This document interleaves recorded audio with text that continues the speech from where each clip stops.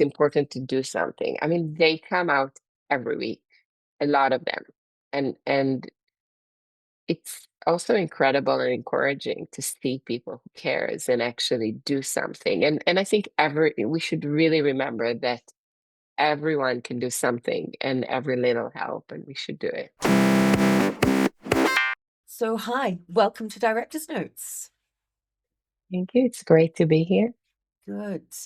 I am just going to let you take the lead and sort of introduce us to yourself and obviously the film we're going to be talking about today. So I'm Hilla Medalia. I'm a director and a producer, and I am nominated with and I'm director and producer of the film Children No More, Were and Are Gone, which is nominated for the Oscars for Best Documentary Short. Um, the film is follow a silent vigil in Tel Aviv where activists are standing with picture of children that were killed in Gaza uh, to protest the war and to grieve and feel for the innocents' life that are lost. Yeah. It's a beautiful, powerful film, and sort of doing my research, I know there's a lot of other interviews out there that sort of cover how you found this group and everything. So I'm going to sort of dive a little bit further. And Oh, first of all, I wanted to ask you, because you've got another film that you're co-producer on, Holding Liat. right. Holding the Act was in the shortlist. Yeah. Uh, I used to laugh on our floor in Tel Aviv. So on our office, there were two films in the shortlist, and across the street there is Rachel Leah Jones, who is the producer of Coexistence My Ass. So I've said we have like such an amazing floor in like one building in Tel Aviv. There are three films in the shortlist. Yeah, because that's Um, it. Yeah, Coexistence My Ass. I was looking into that as well, and I was like, what is this like magic? That building must have some magic in the water or something. exactly, Barzilai too. Yeah. So why do you think, I mean, so there's sort of three very different films. I was looking at them, sort of looking at the same problem from different angles. I mean, why do you think they've all sort of come out now? I mean, first of all, it's been this 2+ years of a war ongoing was, and I feel that a lot of time the media and the news cover a very specific part of it. Mm, And I think the role of documentaries is to shed light on like a much deeper stories and angle and to bring in something different. And I feel that a lot of people are really wanting it. And of course, there is also the voice of Hind Rajab that is nominated in the international feature film, but also dealing about the Gaza-Israel war. yeah, it just, And I think each of the films is very different. Uh, you know, looking for a different angle of the war and from a different perspective. Um, and I think also, being an Israeli, Children or More was very important for me to do both internally because this voice of the children and the voices that these activists are bringing into the space is not existing there. mm, And also, I feel for international, it serves something very different. It's and they're extremely brave and also I find that their simple act is so meaningful, and I feel that that's something that is so needed now all across with everything that is happening in the world, that we remember that we actually have power and should do, and every little thing help. yeah. No, I completely agree. And as you said, it's the power of that small act of just sitting and looking. And those people, they're so brave. I was blown away, sort of especially, and we'll touch about it when the confrontation and when it all starts. I think it takes some amazing courage just to be able to sit there calmly. And not respond. I mean, I was stop sad. Like one day I was reacting and they told me, no, don't. And I think they have peacekeepers who are helping them stay calm. But I feel there is such a strong moment that they don't react. And it's also teaches a lot about how, we are really unable to listen to opinions that are that are not like ours. So there is something also to learn in a bigger scale, of the just be quiet sometimes, and the, Yeah. the power of silence. Yeah. It's the power of silence. It's the power of images as well. Oh yeah, for You know, sure. yeah. And that's just, you can't look away from that, can you? When you're faced with the image of a young, innocent child, that's incredibly significant. Yeah, and I think that's what also really struck me in the film is how for some people they look at them as betrayal, and all they're doing is standing with a picture of a Yeah. child that was killed, and without even any political slogan on the picture. It only says the name of the child, the age, the date that they were killed, where, and also of course the word where, and is or was and is no more. And there is another hashtag on it that it says מעורבים בעל כורחם, involve against their will, because none of these children chose to be there, and there was someone, adults, who put them in the situation, there. And of course, they were not killed because they were participating in the war. They're really, were put in the situation and were killed not because they were a threat to anyone. They were just someone else decided that Yeah. they'll die. Yeah. Yeah. I wanted to talk about sort of, you mentioned earlier there was a point where you wanted to intervene. So before you started, because, it's an observational documentary, did you set yourself any rules for how you were going to react or how you were going to sort of interact? I mean, I didn't know to what extent the reaction would be. I mean, I knew that it's upsetting, and for some people, but I didn't realize to what extent. So I didn't, really think about it. And also, we were not part of them, we're Yeah. exterior.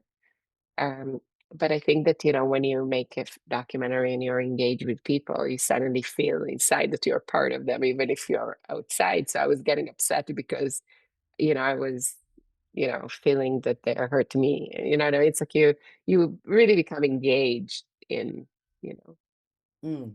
So were you just sort of your feelings toward it as you went along, sort of deciding how close to be, how sort of far away? Because I can imagine that's just, you're just in that moment. You don't have time really to react. It just happens. Yeah, and what amazing, one of the amazing things that they do beside the vigil is they have a group of women, because the vigil is mainly led by women. There are some men, and of course there are some volunteers, and the protesters are also men, but um and there is what they call peacekeepers. And the role of the peacekeepers is basically to first kind of protect the protesters, the activists, but also when someone is upset and screaming, they come, they approach, and often it turns into a dialogue. And we did capture some of them within the film, and it's extremely interesting because, and I think that's also the power of the vigil, is that it allows space also, or trying to allow space also, to people who doesn't necessarily agree with the protesters. So I Yeah. think that's extremely powerful. And some of those conversations are also extremely powerful, and we include them in the film. And I think that it was really interesting also exercise for me personally to learn, how do I speak with people who doesn't agree politically. And fighting doesn't get the message across. So I really think that this silence and this absorbent and allowing space for people who doesn't agree to what you are, to what you think, actually allows the message that you want to, what you want to say, and the important thing that you have to hopefully slowly start sinking the other side. So I think that is really interesting also, part of it. Yeah, and you do, as you mentioned, you've got that beautiful balance because there's some people who are just like shouting down at them, from on top of a bridge. But I think, yeah, there's one where the guy is sort of leaning down. And yeah, it's having that dialogue and because none of us sort of know the right answer, know what we should do. So I think those conversations are so important. Yeah, and I think also it's important to do something. I mean, they come out every week, a Yeah, lot of them. And it's also incredible and encouraging to see people who cares and actually do something. And I think we should really remember that everyone can do something and every little help, and we should do it. yeah, yeah. No, it's really important. And I know that it's grown a lot as well, and the vigils have grown. So Yes. they're sort of all over now, aren't they? First of all, the vigil is still happening, Yeah, even though there is the ceasefire that was signed. But since the ceasefire, there are over 550 people killed in Gaza, and not even to mention the violence that is happening in the West Bank. So the yeah, vigil continues. They're adapting according to what's needed and what's happening on the ground. The vigil is also happening in many other cities around the world. So there yeah. is I a saw vigil that in there the was some in UK. London as well. Yeah, Right, there is a London vigil, there is a vigil in Los Angeles, there is a vigil in New York and in other cities. Um, and it's that what's really special, I think, is how they shape it according to the need at the moment.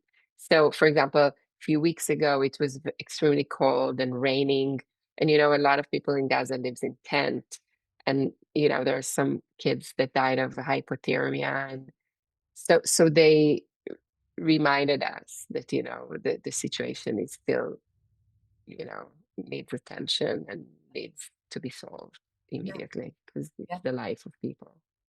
Yeah, absolutely. I think the power of that and the fact that it's now translating to different cities is amazing, and that's positive. That's that people see it and they're like, "Yes, I understand this," and it's a very strong way of stating something. I mean, and I hope it cracks something, you know what I mean? Because there is a lot of work that has to happen. And I feel that again, the silence and the images are a bit more inviting sometimes than screaming and shouting slogans, and Yeah, that creates you know could offend, you know, yeah. What about so you're in there? Was it just you and your DP there and filming? a sound. Yeah, and Sound so was extremely important because one of our goals in the film was to really create the experience of the vigil. And one of the most important thing was the quietness. And it's interesting because you think of film and you think of sounds, you don't think of stillness and quiet. And it's important. So we were a very small crew of three. It was yeah, our Saturday date.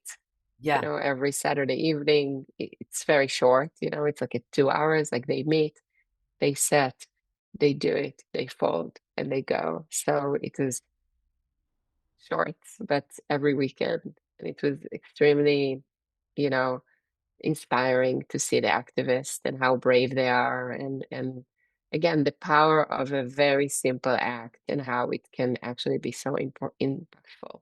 yeah. Do you think your presence, even as such a small crew, changed anything? Perhaps the way people were viewing the activists? I actually don't think in this case. I think often in documentary the presence of the camera changes a lot. Yeah, I think in this case, it's within the hustle and bustle of the larger protest or within the hustle and bustle of streets. I feel like we were very small within the space. I mean, of course, there are few moments when someone would start screaming and shouting and saw the camera, and then they turn to us and continue stating what they want more. But that was very little, and for the most, I mean, we use very little of it, you know. yeah, Um, I really feel that unlike many, many films, in this film, because it was part of this larger space, we didn't influence it that much. Often when you go into very intimate settings or even into a classroom, and the kids see the camera, they're like, so it wasn't really the case in this, I think. yeah. I think, yeah, that's good.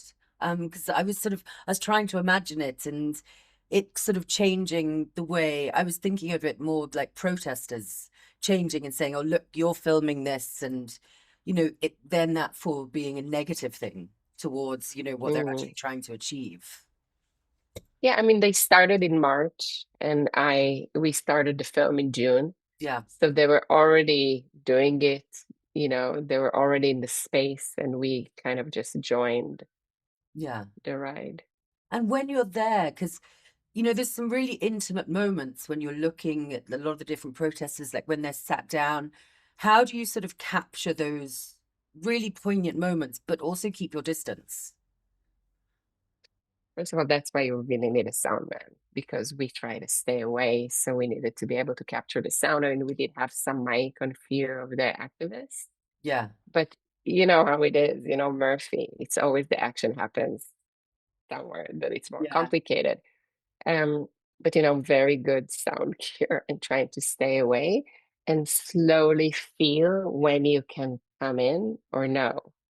And sometimes, like for example, there is a conversation towards the end of the film that we really shot from the back because it was so meaningful and we felt that we shouldn't get close. So we stayed at the back of this conversation to not interfere and not, because there's something so raw within it. But you need to be sensitive, and some moments were very quick. yeah. Like the first time that they went outside of the space of the larger anti-government stop the war, bring the hostages back protest, Mhm. when they decided that they wanted to go into just a regular public space, the first time was very quick, very violent. The whole thing maybe was 20 minutes. Oh, wow. So it was like, and it's actually it turned into a very strong and meaningful scene in the film. But really, what you see in the film is pretty much all we shot because it was Okay. so quick and so strong. But other times, we had more, so we could be a bit more creative in how we shoot and what to explore and really catch moments. So it's Yeah. really, you never know, you come for a day and you don't know what will happen, what will be the reaction. Um, And sort of in those moments where things started to escalate, so it's 20 minutes, you don't have much time, and there's only sort of three of you. How were you communicating and knowing where to focus?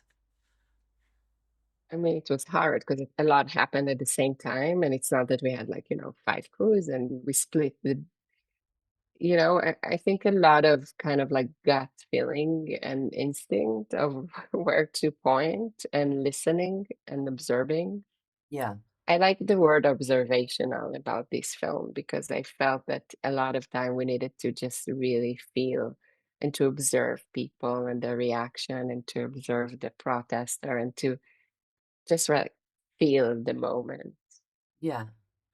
And then, so with all sort of that observation and then focusing on the silence, but then also we've got those moments of escalation. So I'd love to talk about the edit and sort of getting the flow of it right, because it just feels like I was taken on such a journey.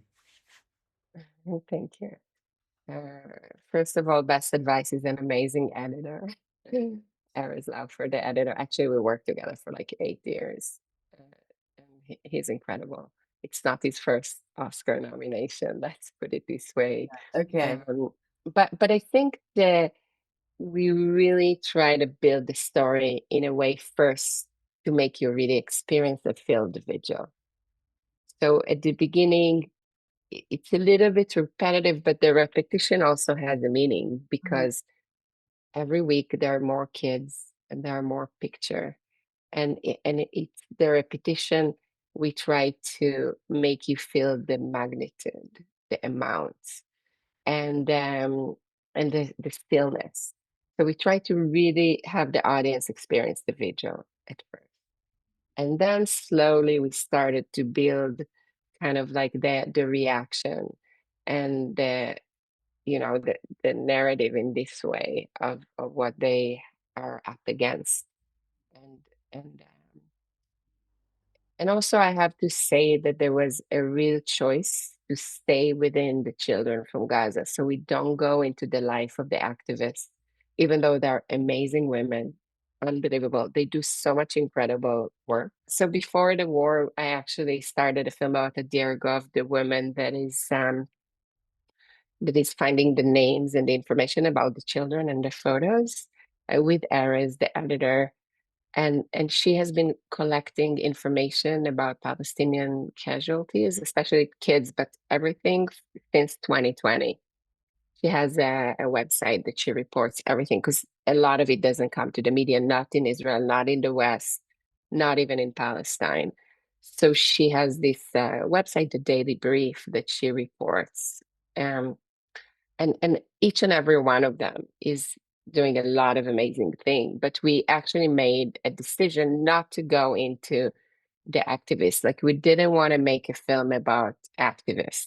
We wanted to make a film about, we wanted to give the space to the children who lost their life and to kind of create a silent visual of our own and to create this experience to the audience and to let the audience stay with the kids and feel the pain of how those innocent lives are lost. So that was also something that we really were trying to do in the edit. Yeah. And then what about, so there's a sequence where we have women painting the flowers that sort Mm. of go alongside. Yes, so one of the things is that actually it's extremely difficult to find picture of those children when they were alive. I mean, Right. sometimes entire families were perished. And sometimes, they're in such a survival mode and they lost their house, they lost their phone, they lost everything. And it's like so most of the children, there is not even a single photo. So the activists felt that they wanted to do something to commemorate a larger amount of number, more than what they have. I mean, they have so little compared to Mhm. the enormous number of kids who lost their lives. So they came up with this idea to basically have all those names and paint flowers and create some kind of a field of flowers and stand. And actually, it didn't work as well as they were hoping because there is something in the image of a child that is stronger than any words, any numbers, any names, any, you know, and we kept it because first of all, it was important for us to explain that it's actually extremely difficult to find pictures and they have a lot of names, but just small percent that they're actually able to get their photos. And the other thing is this whole idea that really, the picture of the kids is what really moves people. So we decided to keep it within the film, and I think maybe that's one of the only moments about the vigil itself. Yeah. But the reason for it was to explain and to show the tragedy and to explain that it's not a single child. It's not the kids you see. It's a really drop in the sea. It's like, I mean, there are over 25,000 children that killed, so, and, the numbers of photos they have are in the thousand. Yeah, no, that's beautiful. It's sort of, I think they worked really well, but I can understand that seeing that photo, because they're photos that everyone has in their family home, or that parents carry on them. They're very, there's something very evocative about that. But it's also relate to us, as people. It's like, why, when we're told, 25,000, it's not as shocking to us as we see a picture of one child. Yeah, That's really moving to us. So I think there is something also about us as a society and the human experience and how we grasp things. And so I think that's, like it takes me to a lot of kind of philosophical thinking of why we always need this, like, things that are very, poppy or I mean, not poppy, but it's like, why is it's more like, I don't know, kind of like marketing world, you know what I mean? And so it's like, why, when I see the numbers or when I see the flowers and I see the so many names, it doesn't move me as one single picture. So I think that's also tells a lot about us as a society in general. Yeah. Yeah, I think there's a lot of sort of human psychology to unpack through that. And I know in Yeah, sort of, yeah, but other demonstrations and, like Black Lives Matter protests with people with the photos as well. It's just, it's something that historically you see a lot of people using. And it really yeah, does, it hits you. yeah. Um, you guys had an incredibly quick timeline. So you mentioned before, so you started filming in June, and then it was in the theaters in the September. Right. That's remarkable.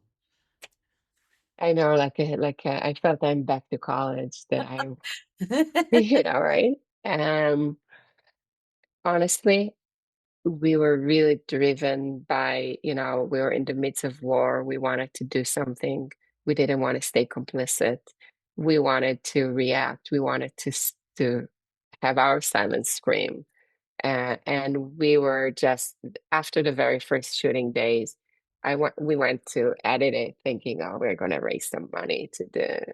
And then we were like, you know what, we just have to go. And we were very lucky that Guy joined us pretty quickly, and Albi, this film fund supported us very quickly because we were just going. We felt that we need to do it now, uh, and and compared to all the other films that has been around, we premiered in November at Doc NYC.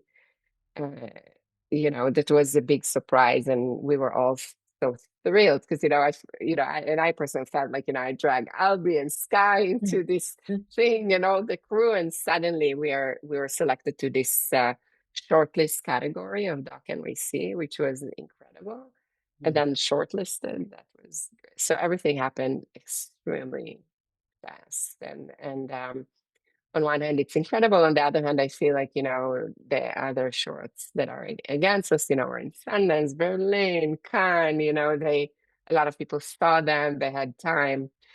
But really, I feel, honored and privileged that we are nominated, and most importantly, it gives the film a whole new life that it would never, it's a short film and it's now been screened theatrically, actually in 3 days, starting on February 20th, Amazing. roadside attraction release. And it's going to be seen in like 250 theaters around the United States. And also, it gets a lot of traction and interest. We had originally we thought in Israel to screen it at one of the film festivals, Mhm. but when we were nominated, we were like, we can't wait. Yeah, We had this first screening before I came to LA for the Oscar luncheon, and we this first of all the theater agreed to play it, and then it was like a packed 500-seat theater with no single empty seat. So it gives it a lot of attention, and we have now a lot of screenings coming up in Israel, and of course the theatrical release in the US is incredible. And on Sky it's available, and hopefully there'll be more places that it will be available as we go. But that's really the nomination allowed it.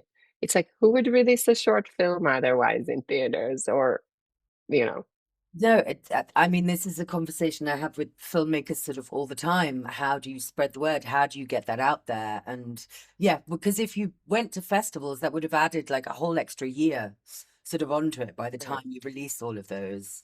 So yeah, I think that's fabulous. Who are you working with to distribute it? So in the US, the roadside attraction is Hmm. releasing it. And we just signed with the Sky distribution. Oh, So wow. Sky bought the rights in UK and Ireland to screen it. Mhm. But then actually Sky also has a distribution arm. So we actually just now signed with them, and they're going to sell it internationally, hopefully. Yeah. I mean, they're a big name. They're big hitters. That's who you want attached to it.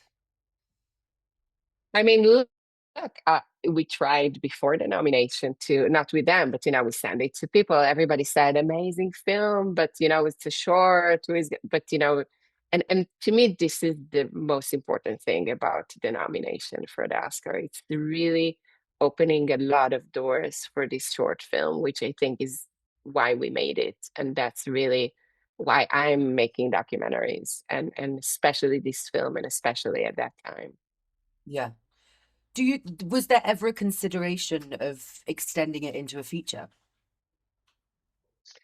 I think that when we made it, we felt that there is an urgency, like that we can't uh, keep on going and filming. And, there is a big difference in the making of a short and a feature Yeah. that also, of course, evolve in time. And we didn't think that we have the luxury of waiting, though there is so much that I wish was included in the film. And, there is so much behind that could be told. But really, in this case, we just really felt the time was, really make it urgent. Yeah. Yeah.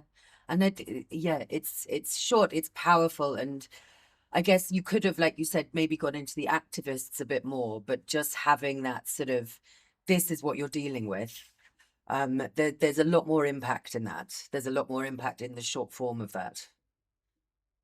And I love shorts. I mean, I Shorts are love brilliant. watching shorts, it's just, I think we have to figure out the distribution of shorts, because I feel they're so impactful. The audience like short.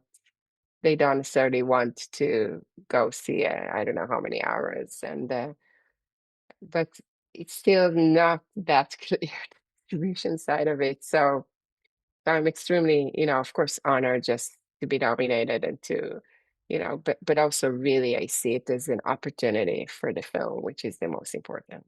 Yeah, absolutely. Spreading the word. Thank you. So, I mean, just ahead of the awards and also talking about short films, this is something that I'm asking all my filmmakers. What's the most sort of powerful or memorable or your favorite short film or films that come to your mind now? So throughout, so I'm Academy member, so I got to Mhm. watch a lot of film, and because I had a short, I actually watched a lot of shorts, Nice. way beyond my required viewing early on. And there is one short that I really love this year that I can't say didn't do much, because it actually played in tons of festivals and did incredible, but I loved it. And it's called The Reality of Hope. Okay. And it was a film about virtual reality community.